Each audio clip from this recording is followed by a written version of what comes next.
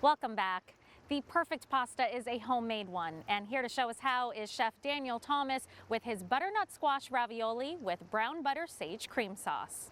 Hi, my name is Daniel Thomas. I am a sous chef for Fresno Heart and Surgical, and today I'll be making the butternut squash ravioli with a little brown butter sage cream sauce. Alright, to start the pasta, what we first need to do is put the flour in the bowl. So I always put the all-purpose in first. And then I add the semolina. And then we also add our salt. And then what we'll do is mix it around real quick. And then form a little funnel in the middle. Then you're going to pour your eggs, which is about 6 eggs. And then a little bit of olive oil. And then you just get to mixing.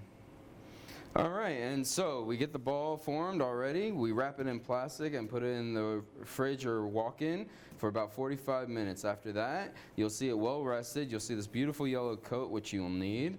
And then it's ready to form. So we're going to sprinkle some of the semolina down. We're going to nicely coat the pasta ball. And then we're going to push down. Then you cut it in half. And then you're going to cut it in a quarter again. You don't need it to be too big, because if it's too long when you're rolling it out on the machine, that'll be a problem for you. So we just get the pasta nice and thin. We'll just feed it through. The pasta will tell you if it's too tight or too small or not thin enough. So don't force it. We're just going to bring that sheet down.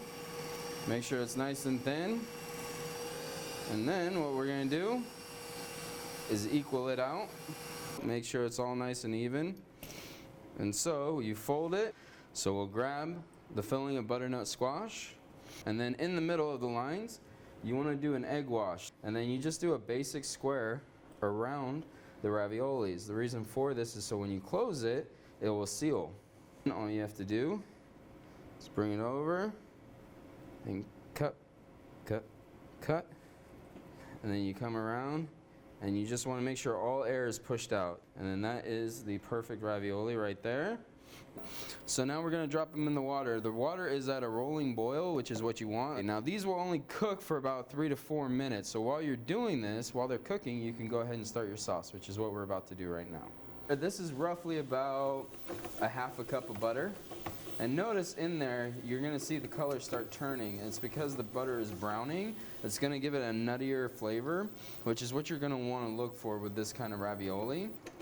And then we'll go ahead and add the garlic in there. And then we're going to add a few sage leaves, add a touch of cream, and you have it finished. Alright, and now we're just going to top it off with our sauce. There we go. And there we have the roasted butternut squash ravioli with a brown butter sage sauce with a little bit of cream, and it'll be great for any time. There you go.